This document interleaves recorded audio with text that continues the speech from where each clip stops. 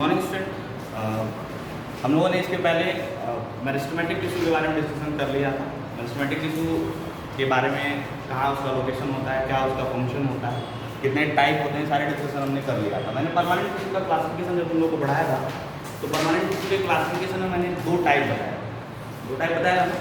उसमें permanent tissue के type में दो टाइप मैंने बताया था। उसमें एक बताया था सिंपल परमानेंट और एक कॉम्प्लेक्स परमानेंट, जो कि जनरल बुक्स में लिखा होगा।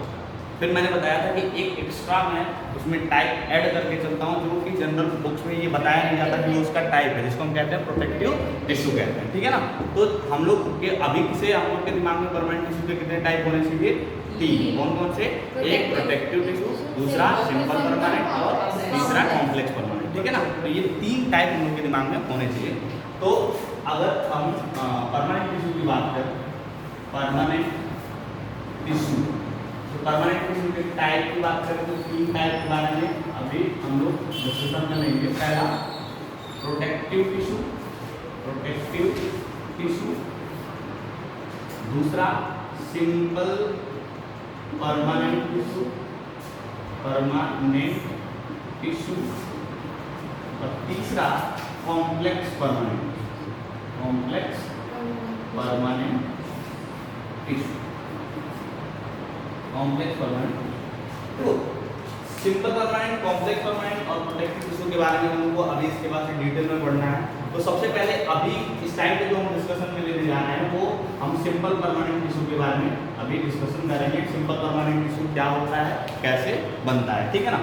तो इसमें अभी समझो कि मैंने तुम लोग को एक डिफरेंशिएशन करके एक प्रोसेस बताया था। डिफरेंशिएशन करके प्रोसेस बताया था ना कि डिफरेंशिएशन क्या होता है। ठीक है, क्या होता है differentiation? Meristematic tissue later stages में जब वो परमानेंट टिश्यू बन जाता है, उस ट्रांसफॉर्मेशन को कहते हैं डिफरेंशिएशन। उस प्रोसेस को क्या कहते हैं? डिफरेंशिएशन। मैंने ये बताया था कि जब मेरिस्टेमेटिक टिश्यू के जो सेल्स होते हैं, ग्रुप ऑफ सेल्स होते हैं, इनमें कुछ स्पेशल चेंजेस, इनके स्ट्रक्चर में कुछ स्पेशल चेंजेस करते हैं और इनके स्ट्रक्चर में स्पेशल चेंजेस करने के बाद उनको एक प्रॉपर एक स्पेसिफिक फंक्शन अलॉट करके उनको हम परमानेंट में कन्वर्ट कर देते हैं। किसमें कन्वर्ट कर देते हैं? परमानेंट टिश्यू में कन्वर्ट कर देते हैं। परमानेंट टिश्यू में कन्वर्ट कर देते हैं। इस प्रोसेस को क्या कहते हैं? डिफरेंशिएशन। प्रोसेस को क्या कहते हैं? डिफरेंशिएशन। ठीक है। तो ये बात हमारे दिमाग में हमेशा होनी चाहिए कि परमानेंट टिश्यू है क्या। सबसे पहले डेफिनेशन तुमको पता होना चाहिए ना कि what is the permanent tissue. तो परमानेंट टिश्यू क्या होते हैं? Permanent tissue are those tissue which are made up from which meristematic tissue after differentiation. जब मेरिस्टेमेटिक टिश्यू में डिफरेंशिएशन करके हम क्या बनाते हैं? परमानेंट टिश्यू बनाते हैं। ठीक है ना। तो ऐसे ही सिंपल परमानेंट टिश्यू भी कैसे बना होगा? कुछ मेरिस्टेमेटिक टिश्यूज के जो सेल्स होंगे उनके अंदर कुछ फंक्शनल चेंज करके, कुछ स्ट्रक्चरल चेंज करके, और हमने उनको क्या बनाया होगा? सिंपल परमानेंट टिश्यू बताया। सिंपल परमानेंट टिश्यू क्या होते हैं? सिंपल परमानेंट टिश्यू क्या होते हैं समझ में आना चाहिए। सिंपल परमानेंट टिश्यू क्या होता है? देखो ध्यान से समझना। जो ग्रुप ऑफ सेल होंगे उसी को तो हम टिश्यू कहते हैं भाई। ग्रुप ऑफ सेल को टिश्यू कहते हैं। ठीक है ना। सिंपल परमानेंट और कॉम्प्लेक्स परमानेंट में डिफरेंस क्या है? देखो सिंपल परमानेंट में एक सिंगल टाइप के सेल का ग्रुप होगा। ध्यान से समझना। सिंपल परमानेंट टिश्यू वो टिश्यू होंगे जिन टिश्यूज में सिर्फ एक ही तरह के सेल का ग्रुप प्रेजेंट होगा। बात समझ में आ गई? जैसे अगर मैं ये कहूं कि ये एक ग्रुप ऑफ सेल है, ऐसे समझो ये ग्रुप ऑफ सेल है, तो यहाँ पे जो ग्रुप ऑफ सेल हैं उन सब में ए टाइप के सेल्स ही प्रेजेंट है। ए टाइप के सेल्स ही प्रेजेंट है। मतलब सिंपल परमानेंट टिश्यू के अंदर एक ग्रुप ऑफ सेल है जिस वजह से वो टिश्यू है, और उस पूरे ग्रुप ऑफ सेल में सिर्फ एक सिंगल टाइप के सेल्स प्रेजेंट हैं। दूसरी तरफ अगर हम कॉम्प्लेक्स परमानेंट टिश्यू की बात करें, थोड़ा सा यहाँ पे जिक्र करना पड़ेगा क्योंकि डिफरेंस की बात कर रहे हैं। कॉम्प्लेक्स परमानेंट टिश्यू की अगर हम बात करें तो कॉम्प्लेक्स परमानेंट टिश्यू में क्या होता है? ग्रुप ऑफ सेल्स तो होते हैं, लेकिन जो ग्रुप ऑफ सेल होता है वो एक से ज्यादा नंबर में होता है। जैसे ए सेल का ग्रुप हो गया, ये ए सेल का ग्रुप, ठीक है, ये ए सेल का ग्रुप हो गया, इसके साथ एक और ग्रुप प्रेजेंट है, ऐसे एक और ग्रुप प्रेजेंट है बी टाइप के सेल का। तो ध्यान से समझना, ये भी ग्रुप ऑफ सेल है ये भी ग्रुप ऑफ सेल है। जो हमारा पहला कंडीशन होता था टिश्यू के लिए, ग्रुप ऑफ सेल होना चाहिए, तो ये भी ग्रुप ऑफ सेल है, ये भी ग्रुप ऑफ सेल है। डिफरेंस क्या है कि सिंपल परमानेंट में एक ग्रुप एक टाइप के सेल्स का, ठीक है, लेकिन कॉम्प्लेक्स परमानेंट में एक से ज्यादा नंबर ऑफ ग्रुप, एक से ज्यादा नंबर ऑफ टाइप के सेल्स के। बात समझ में आ गई? यहाँ पहला ग्रुप, दूसरा ग्रुप। जैसे जब जाइलम पढ़ेंगे हम लोग, तो जाइलम में हमको 4 तरह के सेल्स देखने को मिलेंगे। एक वहां पे जाइलम पैरेन्काइमा, क्या देखने को मिलेगा?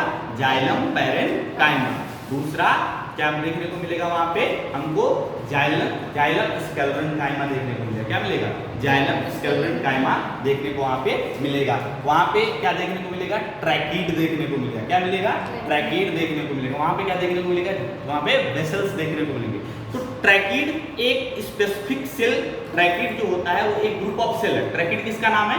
एक ग्रुप ऑफ सेल का जिसका स्ट्रक्चर अलग है। वेसल किसका नाम है? एक ग्रुप ऑफ सेल्स का जिसका स्ट्रक्चर अलग है। पैरेन्काइमा एक ग्रुप ऑफ सेल है जिसका स्ट्रक्चर अलग है। स्केलेरेन्काइमा एक ग्रुप ऑफ सेल है जिसका स्ट्रक्चर अलग है। और ये चारों ग्रुप को जब हम मिला देते हैं तो एक टिश्यू हमको मिलता है, जिस टिश्यू को हम क्या कहते हैं? जाइलम कहते हैं। बात समझ में आ गई? तो डिफरेंस दोनों में समझ में आया। What is the simple permanent tissue and what is the complex permanent tissue? क्योंकि एक ही तरह की ग्रुप ऑफ सेल्स सिंपल में प्रेजेंट है तो इनको पढ़ना थोड़ा आसान है, इसलिए इनका नाम क्या है? Simple permanent tissue. लेकिन यहाँ पे number of group, number of type of cells बढ़ जाते हैं, इसलिए इनके अंदर कॉम्प्लेक्सिटी बढ़ जाती है, इसको हम क्या कहते हैं? कॉम्प्लेक्स परमानेंट टिश्यू कहते हैं। बात समझ में आ गई? तो सिंपल और कॉम्प्लेक्स में डिफरेंस समझ में आया।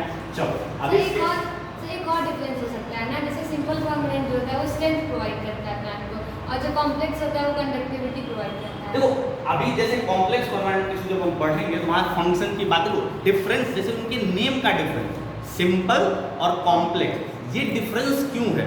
नेम का डिफरेंस क्यों है? क्योंकि फंक्शन तो सबके, जैसे पैरेन्काइमा उसका फंक्शन अलग होगा, स्केलेरेन्काइमा उसका फंक्शन अलग होगा, कोलेन्काइमा उसका फंक्शन, टिश्यू अलग अलग है तो फंक्शन अलग अलग है। मैंने बताया था ना, स्ट्रक्चर अलग तो फंक्शन अलग तो नेम अलग। बात समझ में आ गई? लेकिन ये जो ग्रुपिंग हम कर रहे हैं, simple permanent tissue, complex permanent tissue, ये डिफरेंस क्यों है? ये नेम का डिफरेंस, ये ग्रुप का डिफरेंस क्यों है? इसके पीछे का जो लॉजिक है वो मैंने आपको यहाँ पे बताया। अब समझो यहाँ पे सिंपल परमानेंट, तो अभी अगर मैं कभी तुमसे क्वेश्चन ये पूछूं कि what is the simple permanent tissue, तो वहाँ पे तुम्हारे पास डिफाइन करने के लिए 2 चीजें होंगी। पहला क्या कि जो ऐसा टिश्यू जो मेरिस्टेमेटिक टिश्यू में डिफरेंशिएशन के बाद बना हो और उस टिश्यू में एक सिंगल ग्रुप, एक सिंगल टाइप ऑफ सेल्स के प्रेजेंट हो। बात समझ में आ गई? क्लियर है? तो बिल्कुल लाउड है, ठीक है। अब समझो यहाँ पे type of simple permanent tissue. अब हम बात करेंगे type of simple permanent tissue. Simple permanent tissue, simple permanent tissue के टाइप कितने होते हैं? सिंपल परमानेंट टिश्यू के 3 टाइप हैं। कौन कौन से? पहला पैरेन्काइमा, याद है ना, कल बताया था, पैरेन्काइमा। दूसरा क्या है? कोलेन्काइमा। दूसरा क्या है? कोलेन्काइमा। और तीसरा क्या है यहाँ पे? स्केलेरेन्काइमा। तीसरा क्या है? स्केलेरेन्काइमा। ये 3 टाइप, पैरेन्काइमा, कोलेन्काइमा और स्केलेरेन्काइमा, ये 3 तरह के सिंपल परमानेंट टिश्यू हमारे जो सेल्स, जो हमारे टिश्यूज हैं उसमें प्रेजेंट होते हैं। अब एक चीज समझना, मान लो कि ये कोई प्लांट, ध्यान से समझना, ये इनका अरेंजमेंट कैसे होता है, इनका इंपॉर्टेंस क्या है। जब एनसीईआरटी पढ़ोगे तो वहाँ पे तुमको फिगर वो देखने को मिलेगा। तो मान लो ये कोई प्लांट का स्टेम है, प्लांट का स्टेम है, तुमने क्या किया कि इस प्लांट के स्टेम को यहाँ से कट कर दिया, ठीक है। जैसे ये मान लो कि ये कोई प्लांट का स्टेम है, तुमने इसको क्या किया? हॉरिजॉन्टली ऐसे कट कर दिया। तो जब तुम इसको कट करके ये वाले सेक्शन को स्टेनिंग करके लैब में जाके उसको स्टेनिंग करके जब उसको इस वाले स्ट्रक्चर को देखोगे तो वहाँ पे तुमको बहुत सारे लेयर्स ऑफ टिश्यूज मिलेंगे, बहुत सारे लेयर्स ऑफ टिश्यूज मिलेंगी। स्टेनिंग मतलब जैसे जब हम लैब में जब हम वर्क करते हैं तो लैब में क्या होता है कि अब जैसे समझो यहाँ पे व्हाइट कलर का है, ये व्हाइट कलर का बोर्ड है, मैं कोई व्हाइट कलर का यहाँ पे कोई ऑब्जेक्ट रख दूँ, ठीक है, और दूर से तुमको देखने को कहूँ कि देखो यहाँ पे ऑब्जेक्ट कौन है और बोर्ड कौन है, तो तुम समझ में नहीं आएगा। व्हाइट बैकग्राउंड, व्हाइट ऑब्जेक्ट समझ में नहीं आता है, डिफ्रेंशिएट नहीं कर पाओगे।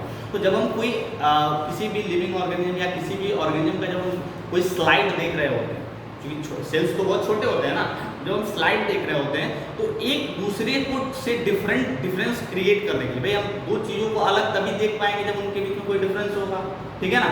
तो हम क्या करते हैं कि कुछ केमिकल्स से उसको ट्रीट करते हैं। ट्रीट करने के बाद क्या होता है, दो ऑब्जेक्ट हैं, एक ने क्या किया कि अगर कोई मान लो सेफ्रानिन एक सॉल्यूशन होता है, केमिकल होता है जिसको हम स्टेनिंग के लिए यूज करते हैं, तो एक ने क्या किया कि सेफ्रानिन को एब्जॉर्ब कर लिया। सेफ्रानिन किस कलर का होता है, रेड कलर का, तो ये जो ऑब्जेक्ट है किस कलर का दिखेगा, रेड कलर का, और जिसने एब्जॉर्ब नहीं किया वो किस कलर का दिखेगा, व्हाइट कलर का। तो अब दोनों में डिफरेंस समझ में आएगा ना। और पहले अगर स्टेनिंग नहीं करते तो दोनों में डिफरेंस समझ में आता नहीं आता। तो स्टेनिंग का मतलब होता है colouring of cells tissue and और स्लाइड्स के अंदर जो मटेरियल होता है उसकी कलरिंग करते हैं। ध्यान से समझना, मैंने एक स्टेन लिया, उसको हॉरिजॉन्टली कट किया, और जब उसकी क्रॉस सेक्शन, इसको हम क्या कहते हैं, क्रॉस सेक्शन, इसको क्या कहते हैं, क्रॉस सेक्शन। जब हमने उसके क्रॉस सेक्शन का एक स्लाइड बनाया, और स्लाइड बनाने के बाद जब उसको हम ऑब्जर्व कर रहे थे, तो ध्यान से समझना, सबसे बाहर कौन सा लेयर होता है किसी भी प्लांट के, किसी भी प्लांट का सबसे बाहर वाला सरफेस कौन सा लेयर होता है, एपिडर्मिस। कौन सा लेयर होता है, एपिडर्मिस, प्रोटेक्टिव टिश्यू, जिसके बारे में हमको पढ़ना है आगे चल के, ठीक है। तो सबसे बाहर उनको क्या देखने को मिला, एपिडर्मिस देखने को मिला। कौन सा लेयर देखने को मिला, एपिडर्मिस, ठीक है। इस एपिडर्मिस के अंदर, जब इस बाहर से और अंदर की तरफ जाओगे तो एपिडर्मिस के अंदर कुछ सेल्स के लेयर तुमको देखने को मिलेंगे, जिसको हम कहते हैं हाइपोडर्मिस। क्या कहते हैं बेटा, हाइपोडर्मिस। क्या कहते हैं उसको, हाइपोडर्मिस। देखो कभी भी अगर तुमको बायोलॉजी में एपी वर्ड देखने को मिले, EPI, एपी, इसका मतलब होता है एबव। एपी का मतलब क्या होता है, एबव, ऊपर, एबव, ऊपर। जैसे तुमने एक स्ट्रक्चर पढ़ा होगा एपिग्लॉटिस, पढ़ा था ना, नहीं पढ़ा था, एपिग्लॉटिस हमारे थ्रोट में प्रेजेंट होता है ना, जो विंड पाइप होता है उसके ऊपर एक कवर की तरह, ढक्कन की तरह वर्क करता है। तो चूंकि जो ग्लॉटिस हम किसको कहते हैं, जो हमारे विंड पाइप का होल होता है उसको ग्लॉटिस कहते हैं, और वो ढक्कन उसके ऊपर प्रेजेंट होता है, इसलिए उसको क्या कहते हैं, एपिग्लॉटिस कहते हैं। तो सेम क्या है यहाँ पे, एपी का मतलब क्या है, ऊपर, और डर्मिस का मतलब क्या होता है, लेयर। तो जो ऊपर वाला लेयर है उसको क्या कहते हैं, एपिडर्मिस कहते हैं। क्लियर है, कोई दिक्कत है। उसके नीचे जो लेयर था उसको हमने क्या कहा, हाइपोडर्मिस। हाइपो वर्ड का मतलब हमेशा क्या होता है, बिलो। हाइपो वर्ड का मतलब क्या होता है, बिलो। तो जो सबसे बाहर लेयर उसको एपिडर्मिस, जो अंदर वाला लेयर उसको क्या कहते हैं, हाइपोडर्मिस। क्लियर है, कोई दिक्कत। अच्छा, नेक्स्ट, इसके नीचे जब देखोगे तो तुमको बहुत ढेर सारे सेल्स के लेयर ऐसे दिखेंगे, बहुत ढेर सारे सेल्स। भाई सारे पूरा का पूरा ये स्टेम किससे बना है, सेल्स से ही तो बना है। इससे ये बहुत ढेर सारे सेल्स के लेयर तुमको ऐसे देखने को मिलेगा, जिसको हम कहते हैं कॉर्टेक्स। क्या कहते हैं बेटा, कॉर्टेक्स। हमको सिर्फ नाम याद रखना है। तो ये सबसे ऊपर क्या था, एपिडर्मिस, उसके नीचे हाइपोडर्मिस, और उसके नीचे वाले लेयर क्या था, कॉर्टेक्स था।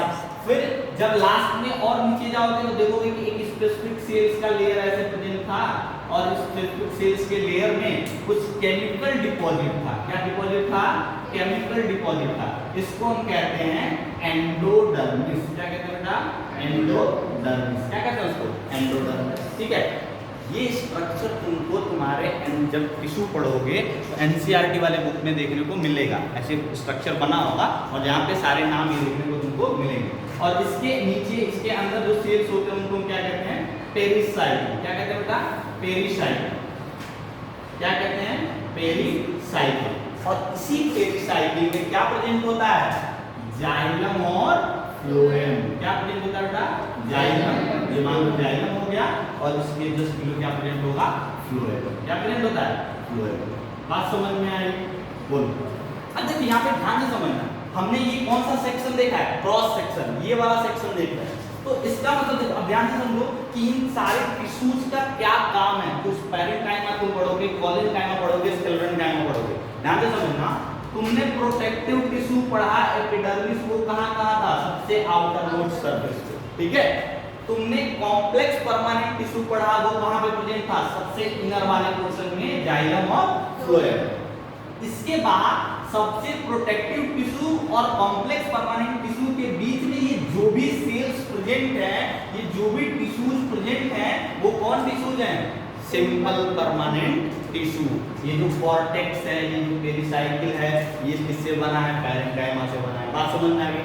तो अलग अलग टाइप ऑफ टिश्यूज को हम यहाँ पे क्या कर रहे हैं, पैक कर रहे हैं। अलग अलग टाइप ऑफ टिश्यूज क्या कर रहे हैं यहाँ पे पैक कर रहा है। तो एपिडर्मिस और जो कॉम्प्लेक्स परमानेंट टिश्यू के बीच में जो पैकिंग टिश्यूज है उनको हम क्या कहते हैं? Simple permanent tissue. ये जो सिंपल परमानेंट टिश्यू को जो तुम पढ़ोगे वो उनका रोल क्या है, वो कहाँ पे प्रेजेंट होते हैं, बात समझ में आई? क्लियर है? एनसीईआरटी जब पढ़ोगे तो तुमको जो वो कॉम्प्लेक्स सा फिगर देखने को मिलेगा, वो फिगर जब तुम देखोगे तो उसकी बात समझ में आ जाएगी। कोई दिक्कत है? लाओ मुझे तुमको मैं दिखाऊँ तुम्हें फिगर।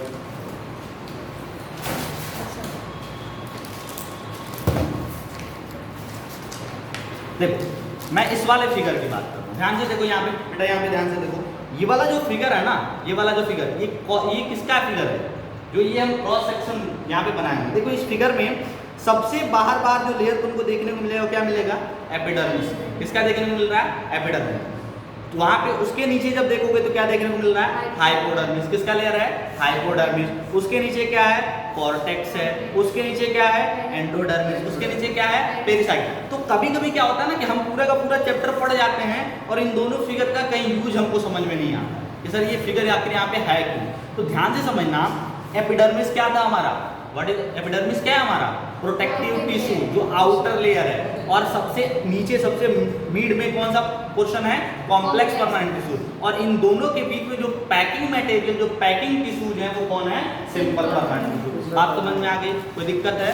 ठीक है, तो अब एक एक करके इन सारे टिश्यूज के बारे में, इनके स्ट्रक्चर के बारे में, इनके वर्क के बारे में पढ़ेंगे। तो पहली बात, ये जो फिगर देख के हमको क्या समझ में आता है?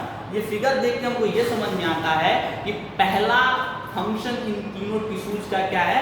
पैकिंग। पहला फंक्शन क्या है? पैकिंग। मतलब एक फंक्शन हमको यहाँ से समझ में आता है, बाकी स्पेसिफिक फंक्शन अभी हम जो डिटेल में पढ़ेंगे तो हमको समझ में आएगा। एक proper function simple permanent tissue का क्या हमको समझ में आता है? वो पैकिंग का काम करते हैं, वो सपोर्ट का काम करते हैं। सपोर्ट किसके लिए?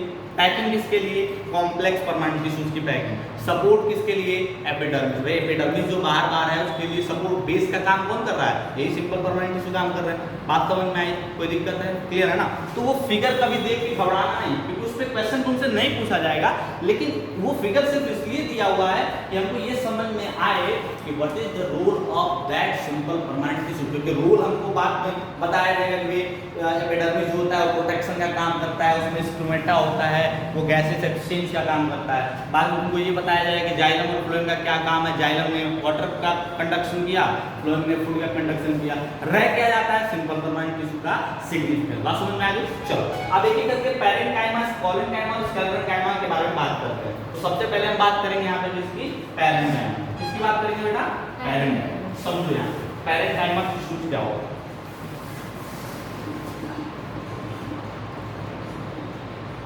ध्यान समझ। देखो पहली बात, पहले कैरेक्टर पैरेन्काइमा। पैरेन्काइमा जो होता है, पहले मैं इनका तुमको एक फंक्शन बता देता हूँ और उस फंक्शन के बेसिस पे इनके स्ट्रक्चर को हम जस्टिफाई करेंगे। ठीक है, जो पैरेन्काइमा होता है, ये पैरेन्काइमा सपोर्ट और पैकिंग के साथ स्टोरेज का काम करता है। किसका काम करता है बेटा? स्टोरेज का। अब वो स्टोरेज किसी भी चीज का कर सकता है, फूड का स्टोरेज कर सकता है, क्लोरोफिल का स्टोरेज कर सकता है, वो किसका स्टोरेज कर सकता है? किसी एयर का भी स्टोरेज कर, मतलब किसी भी मटेरियल का स्टोरेज कर सकता है उस प्लांट के नीड के अकॉर्डिंग। बात समझ में आ गई? तो स्टोरेज का काम कौन करता है? पैरेन्काइमा। अब एक चीज मुझे बताना ध्यान से, जब सेल तुम पढ़ोगे तो तुमको वैक्यूल पढ़ाया जाता होगा। सेल में जब तुमने पढ़ा होगा तो वैक्यूल पढ़ाया जाएगा, और वैक्यूल का काम क्या बताएगा बेटा? स्टोरेज। स्टोरेज। जो काम पैरेन्काइमा टिश्यू का है वही काम तुमको किसका बताएगा? वैक्यूल का। किसका बताएगा? वैक्यूल का। अब ध्यान से समझना, इसका मतलब क्या है कि वैक्यूल सेल के अंदर प्रेजेंट एक सैक है। वैक्यूल क्या है? सेल के अंदर प्रेजेंट एक सैक है जिसमें हम मटेरियल्स का स्टोरेज करते हैं। बात समझ में आ गई? क्लियर है? अब एक चीज और मुझे बताना, जैसे ये कमरा है, ठीक है, ये रूम है, तो इस रूम में जनरली मान लो जैसे हमारा कोई लिविंग रूम होता है घर में, तो उसमें हमको एक या दो लोगों को रहना होता है, तो वो रूम छोटा होता है। लेकिन कभी गोदाम देखा है, स्टोर हाउस देखा है, बहुत बड़ा बड़ा सा कमरा होता है, एक ही कमरा बहुत बड़ा बड़ा सा होता है। क्यों? क्योंकि वहां पे क्या करना था? स्टोरेज करना था। जितना बड़ा स्टोरेज करने का एरिया होगा उतना ज्यादा मटेरियल हम क्या कर पाएंगे? स्टोर कर पाएंगे। तो पैरेन्काइमा का काम क्या है? स्टोरेज। पैरेन्काइमा का काम क्या है? स्टोरेज। और स्टोरेज वो सेल करेगा कहाँ पे? वैक्यूल में। तो इस तरह के टिश्यू के अंदर जो सेल होगा, उस सेल के अंदर वैक्यूल का साइज क्या होगा? बहुत बड़ा। बात समझ में आ गई? तो हाईली वैक्यूलेटेड सेल होते हैं कौन? पैरेन्काइमा टिश्यू के सेल। जब मेरिस्टेमेटिक पढ़ाया था तो वहां पे क्या बताया था कि वैक्यूल रिड्यूस्ड होता है, वैक्यूल बहुत छोटा छोटा होता है ताकि सेल डिवीजन इजीली हो पाए। बात समझ में आ गई? अगर वीडियो नहीं देखा है इसके पहले का तो वीडियो जाके देख लेना और फिर तुमको बहुत क्लियर समझ में आएगा। मैंने फंक्शन के अकॉर्डिंग स्ट्रक्चर डिसाइड करना तुम्हें बस सिखा दिया वहां पर, ठीक है? तो सबसे पहला जो रोल पैरेन्काइमा टिश्यू का, सबसे पहला जो पैरेन्काइमा टिश्यू का जो स्ट्रक्चर जो होता है वो क्या होता है कि इसके अंदर लार्ज सेंट्रल वैक्यूल होता है, लार्ज सेंट्रल वैक्यूल। बात समझ में आ गई? लार्ज सेंट्रल वैक्यूल इसके अंदर प्रेजेंट होता है, क्लियर? दूसरा, इसके अंदर जो सेल वॉल होता है, सेल वॉल जो होता है इसके बार बार वो सेल वॉल थिन होता है। वो सेल वॉल क्या होता है बेटा? थिन होता है। बात समझ में आई? अब एक चीज मुझे बताना, ये क्यों कहा मैंने?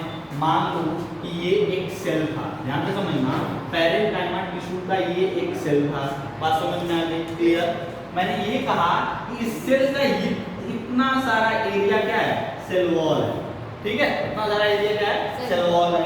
उसके बाद इसके अंदर वैक्यूल का साइज ये है। तो देखो, अब अगर ये सेल वॉल का जो सेल वॉल जो है वो सेल वॉल अगर वहां पे बहुत ज्यादा थिक होगा तो वो बहुत ज्यादा वॉल्यूम कवर करेगा, बहुत ज्यादा वॉल्यूम कवर करेगा, मतलब वो बहुत ज्यादा स्पेस कवर करेगा। तो हमको यहाँ पे स्टोरेज करना है, तो स्टोरेज के लिए स्पेस बढ़ाना है, बाकी सारी चीजों के लिए स्पेस क्या करना है? कम करना है। बाकी सारी चीजों के लिए स्पेस क्या कम करना है? क्या करना है? कम करना है। तो इसलिए यहाँ पे जो सेल वॉल होता है to increase the storage capacity, cell wall क्या होता है? वहाँ पे थिन होता है, पतला होता है। दूसरा, यहाँ पे इसका जो दूसरा यहाँ पे इसका जो प्रॉपर्टी होता है कि इसके सेल के अंदर डेंस साइटोप्लाज्म होता है। क्या होता है बेटा? डेंस साइटोप्लाज्म होता है। साइटोप्लाज्म को समझ में आता है? साइटोप्लाज्म को समझ में आता है ना? तो डेंस साइटोप्लाज्म का मतलब, अब सुनना, डेंसिटी बढ़ा है बेटा, बताओ मैथ्स में डेंसिटी या फिजिक्स में डेंसिटी बढ़ा है? डेंसिटी पता है ना? पढ़ा नहीं पढ़ा, डेंसिटी तो पता है ना? डेंसिटी क्या होता है? बोलो। मास अपॉन वॉल्यूम, यही तो होता है। अब अगर हमको डेंसिटी बढ़ानी है, क्या बढ़ानी है? डेंसिटी, तो या तो हम मटेरियल का मास बढ़ा दें या फिर उसका वॉल्यूम घटा दें। बात समझ में आ गई? तो अगर मैं कहता हूं कि यहाँ पे साइटोप्लाज्म क्या है? डेंस है, तो इसका मतलब क्या है? यहाँ पे मतलब इसका साइटोप्लाज्म क्या है? डेंस है, तो इसका मतलब साइटोप्लाज्म का वॉल्यूम क्या है? कम है। साइटोप्लाज्म का वॉल्यूम क्या है? कम है, मतलब बहुत ढेर सारा साइटोप्लाज्म बहुत कम एरिया में डिस्ट्रीब्यूटेड है। क्लियर है ना? तो अगर मैं यहाँ पे इस सेल के अंदर साइटोप्लाज्म का वॉल्यूम घटाता हूँ, ध्यान से समझना, साइटोप्लाज्म का वॉल्यूम घटाता हूँ तो हमारे वैक्यूल का जो एरिया होगा, वॉल्यूम होगा, वो क्या हो जाएगा? यहाँ बढ़ जाएगा। तो हमने ये जितने भी प्रॉपर्टीज इसकी की, ये प्रॉपर्टीज किसको फेवर कर रही हैं? स्टोरेज को। किसको फेवर कर रही हैं? स्टोरेज को। भाई डेंस साइटोप्लाज्म, वॉल्यूम का एरिया बढ़ गया, सेल वॉल थिक, वॉल्यूम का एरिया के लिए और ज्यादा जगह मिल गया, स्टोरेज के लिए और ज्यादा जगह मिल गया। बात समझ में आ गई? लार्ज सेंट्रल वैक्यूल, जितना ज्यादा बड़ा सेंट्रल वैक्यूल उतना ज्यादा वहां पे स्टोरेज कैपेसिटी। क्लियर है? कोई दिक्कत है? तो ये जो पैरेन्काइमा टिश्यूज हैं उनके सेल्स की कुछ प्रॉपर्टी है। अब एक चीज और समझना, ये सेल की प्रॉपर्टी होगी, अब टिश्यू की क्या प्रॉपर्टी होती है? ध्यान से समझना, टिश्यू के अंदर इसकी एक प्रॉपर्टी होती है intercellular space. Intercellular space are large. अब मुझे एक चीज यहाँ पे कैसे समझनी, इस चीज को समझना है मुझे, वो तुम्हें मतलब मैं यहाँ से बताऊंगा। अब समझ में आया? मैंने क्या किया कि कुछ सेल क्या बेटा? इंटरसेल स्पेस का मतलब तुम्हें समझ में आना चाहिए, क्योंकि इंटर वर्ड का मतलब तुम्हें पहले बता रखा है। इंटर का मतलब क्या होता है? दो चीजों के बीच में, और मैंने कहा इंटरसेलुलर मतलब दो सेल्स के बीच में, ठीक है? सेल्स के बीच में जो अगर मतलब टिश्यू, भाई ग्रुप अगर ग्रुपिंग करनी है, मुझे ध्यान से देखो यहाँ पे, अगर टिश्यू बनाना है तो ग्रुप ऑफ सेल चाहिए, एक से ज्यादा सेल चाहिए। तो जब एक से ज्यादा सेल का अरेंजमेंट करेंगे तो सेल्स के बीच में कुछ स्पेस तो बचेगा ही बचेगा। इसी स्पेस को हम क्या कहते हैं? Intercellular space. ध्यान से समझना, इंटरसेलुलर स्पेस ज्यादा होता है। इसका रूल हर एक बात का मतलब है बेटा, अगर बायो में कोई चीज तुम पढ़ रहे हो, किसी चीज के स्ट्रक्चर की बात कर रहे हो, तो हर स्ट्रक्चर के पीछे कोई ना कोई लॉजिक है। चार चीजों के बीच, तीन चीजों के बीच क्या पीछे क्या लॉजिक हो मैंने बता दिया, क्लियर कर दिया। लार्ज इंटरसेलुलर स्पेस होने के पीछे क्या लॉजिक है, ध्यान से समझना। मैंने ये कहा कि ये एक पैरेन्काइमा टिश्यू है, इसके सेल्स के बीच में ये स्पेस ब्लैंक है, ठीक है ना, स्पेस क्या है, ब्लैंक है। मैंने क्या किया कि इसमें मटेरियल स्टोर करना स्टार्ट किया, मटेरियल स्टोर करना स्टार्ट किया। जब मैं मटेरियल स्टोर करूंगा तो ये सेल एक्सपेंड होगा कि नहीं, बोलो, सेल एक्सपेंड होगा, और सेल जब एक्सपेंड होगा तभी तो और ज्यादा मटेरियल उसमें स्टोर कर पाएंगे। अगर सेल एक्सपेंड ही होगा तो मटेरियल का स्टोरेज कहां से होगा, ठीक है। तो ताकि जब स्टोरेज हो उस टाइम पे सेल्स क्या हो सके, एक्सपेंड हो सके, इसके सेल्स के बीच में क्या होता है, स्पेसेस प्रेजेंट होता है। क्लियर है, कोई दिक्कत है? तो ये पूरा का पूरा इनके स्ट्रक्चर के पीछे जो कहानी वो समझ में आ गई, क्लियर है ना बेटा। चलो नेक्स्ट, इसके बाद हम क्या बात करेंगे, इनके शेप के बारे में बात करेंगे, इनके शेप के बारे में बात करेंगे। देखो जो सेल्स का शेप होता है, जो सेल्स का शेप होता है पैरेन्काइमा टिश्यू में, ये ओवल होता है। क्या होता है, ओवल। ओवल का मतलब क्या हुआ, एक के शेप। ओवल का मतलब क्या होता है, एक के शेप का। या फिर पॉलीगोनल होता है। क्या होता है, पॉलीगोनल। पॉलीगोनल का मतलब क्या होता है, पॉलीगन। पॉलीगन क्या होता है, ऐसा कोई क्लोज्ड वहाँ पे स्ट्रक्चर जिसके बहुत सारे साइड्स हो। बात समझ में आ गई। तो अगर मैं पॉलीगोनल कहता हूँ तो हो सकता है वो पेंटागन भी हो सकता है, हो सकता है वो हेक्सागन भी हो सकता है, ठीक है। तो मतलब उसका शेप अलग अलग हो सकता है, क्लियर है ना, या तो ओवल होगा या फिर पॉलीगोनल होगा। सेल्स का शेप क्लियर है, कोई दिक्कत समझ यहाँ पे मुझे सब समझ में आता है, ठीक है। अब इसके बाद ये उसकी प्रॉपर्टीज हो गई पैरेन्काइमा टिश्यूज की, ध्यान से समझना। यहाँ पे मैं अब यहाँ पे जो बात मैं बताने जा रहा हूँ कि ये जो स्टोरेज करता है, जब इसके स्ट्रक्चर को जब तुम इसको एनसीईआरटी में पढ़ोगे तो वहाँ पे स्टोरेज के बेसिस पे पैरेन्काइमा के दो स्पेसिफिक टाइप बताए होते, बहुत सारे, दो स्पेसिफिक टाइप बताए गए, ध्यान से समझना। अगर इस पैरेन्काइमा टिश्यू ने क्लोरोफिल स्टोर कर लिया है, क्या स्टोर कर लिया था, क्लोरोफिल स्टोर कर लिया, क्या स्टोर कर लिया, क्लोरोफिल। तो अगर इसने क्लोरोफिल स्टोर कर लिया है तो that parenchyma tissue will also known as what, chlorenchyma. What, chlorenchyma. ध्यान से समझना, मैंने ये कहा कि अगर कोई टिश्यू, पैरेन्काइमा टिश्यू स्टोरेज का काम कर रही है और उसने उसमें स्टोरेज में क्या चीज का स्टोरेज कर रखा है, क्लोरोफिल का। किसका स्टोरेज कर रखा है, क्लोरोफिल का। तो that particular parenchyma tissue will also, कभी ये ना समझना कि वो पैरेन्काइमा ने क्लोरोफिल स्टोर कर लिया तो पैरेन्काइमा नहीं रह गया, है वो पैरेन्काइमा, लेकिन उसका एक और नाम हो जाता है व्हाट, क्लोरेन्काइमा। क्या हो जाता है, क्लोरेन्काइमा। क्यों, क्योंकि उसने क्या स्टोर कर रखा है, क्लोरोफिल। तो क्लोरोफिल स्टोरेज के साथ वो पैरेन्काइमा टिश्यू क्या हो जाती है, क्लोरेन्काइमा। क्या हो जाती है बेटा, क्लोरेन्काइमा। अब एक चीज कभी कभी ये तुम्हारे बुक में लिखा हुआ है, ये क्या लिखा हुआ है, तुम्हारे बुक में लिखा हुआ है। एक बार क्वेश्चन ये आया तो ध्यान से समझना। क्वेश्चन कभी कभी ये पूछा जाता है कि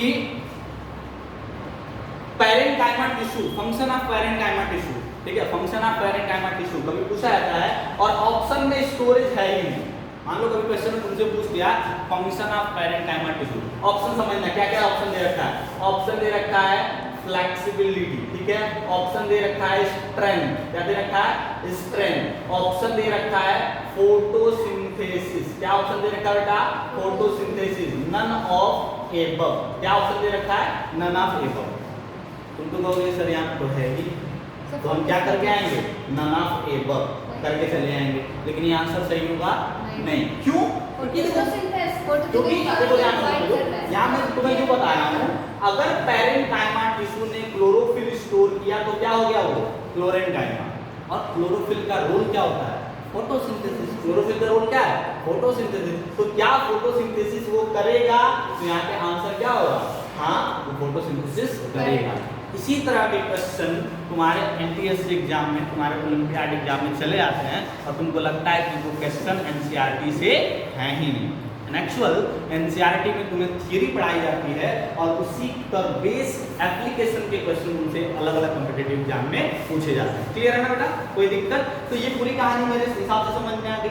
अब एक चीज समझना, जितने भी एक्वेटिक प्लांट हैं, कौन से प्लांट बेटा, एक्वेटिक प्लांट। एक्वेटिक प्लांट क्या होते हैं, जो पानी में, कहाँ पे है, पानी में। तो उनमें कभी कभी जो पैरेन्काइमा होता है वो पैरेन्काइमा एयर स्टोर कर लेता है। क्या स्टोर कर लेता है? एयर। क्या स्टोर करता है? एयर। तो जब पैरेन्काइमा ने क्या स्टोर किया? एयर स्टोर किया, तो उसका नाम क्या हो जाता है? पैरेन्काइमा। क्या नाम हो जाता है बेटा उसका? पैरेन्काइमा। नाम क्या होगा उसका? पैरेन्काइमा। क्यों स्टोर किया एयर पैरेन्काइमा ने भाई? क्या जरूरत पड़ी उसको एयर स्टोर करने की? बोलो। सर क्योंकि प्लांट जो प्लांट होते हैं उनको भी तो एक्वाटिक प्लांट होते हैं उनको भी तो एयर चाहिए ना, वो रेस्पिरेशन प्रोसेस के लिए। ये एक आंसर सही है, लेकिन सबसे बेस्ट इसका आंसर क्या होता है? सिर्फ बायंसी पढ़ी है कभी? बायंसी पढ़ी है? बायंसी जैसे क्या होता है? एक गुब्बारा ले लो, ठीक है? एक गुब्बारा जो होता है वो गुब्बारे को में एयर भर दो, ठीक है? उस गुब्बारे में एयर भर दो, उसको वाटर के अंदर डीप कर दो, फिर से वो कहाँ आ जाएगा? ऊपर आ जाएगा, ठीक है? वो कहाँ पे आ जाएगा? ऊपर आ जाएगा। कहने का मतलब क्या है कि बायंसी एक फोर्स होती है जो किसी ऑब्जेक्ट को वाटर के अंदर अपने शेप को मेंटेन करने में हेल्प करती है। तो एरेनकाइमा एक्वेटिक प्लांट के अंदर होते हैं। एक्वेटिक प्लांट के अंदर एरेनकाइमा टिश्यू जो पैरेन्काइमा है, जब एयर स्टोर करती है वो प्रेजेंट होती है। बात समझ में आ गई? उसको फ्लोटिंग में, बायंसी में, बहुत सारे अलग अलग फंक्शंस में हेल्प करती है। क्लियर? बात समझ में आ गई? पहला क्या था? ये दोनों है क्या? किसके टाइप है? एरेनकाइमा और क्लोरेनकाइमा। पैरेन्काइमा के। जब उसमें कुछ स्पेसिफिक चीज स्टोर होती है तो उसका नाम बदल जाता है। क्लियर ना? कोई दिक्कत? तो पूरा का पूरा पैरेन्काइमा समझ में आया? बोलो, कोई दिक्कत है कहीं पे भी किसी पॉइंट पे? चलो नेक्स्ट। यहाँ पे अब सुनो, एक बार क्वेश्चन इस पे क्या पूछा गया था, ध्यान से समझना। इस पे एक बार क्वेश्चन ये पूछा गया था कि पैरेन्काइमा जो टिश्यू होता है, जो पैरेन्काइमा टिश्यू होता है, इस पैरेन्काइमा टिश्यू में जो क्लोरोफिल स्टोर्ड है, जो क्लोरोफिल स्टोर्ड है उसका रोल क्या है? तो कभी-कभी उसमें ऑप्शन में फोटोसिंथेसिस ना देके क्या ऑप्शन दे देता है? नरिशमेंट। क्या ऑप्शन दे देता है? नरिशमेंट। फिर से मामला फंस गया भाई, आपने बताया था स्टोरेज, आप पूछ क्या रहे हो? नरिशमेंट। तो बेटा क्लोरोफिल जब फोटोसिंथेसिस करेगा तो क्या प्रोड्यूस करेगा? फूड प्रोड्यूस करेगा, और फूड क्या करेगा? नरिशमेंट करेगा। तो देखो, चीजों को बेस से लेके ब्रॉड तक समझने की कोशिश करो। है तुम्हारे पास एक ऑप्शन, एक चीज मैंने, अब हर चीज तुमको क्लासरूम में नहीं बताया सकता, एक थ्योरी तुमको दी, उस थ्योरी से बेस्ड क्या क्या चीजें हो सकती है, उस थ्योरी से रिलेटेड क्या क्या चीजें हो सकती हैं, उसके बारे में सोचो। क्लियर ना? कोई दिक्कत? नेक्स्ट हमारे पास जो टाइप है वो टाइप क्या है?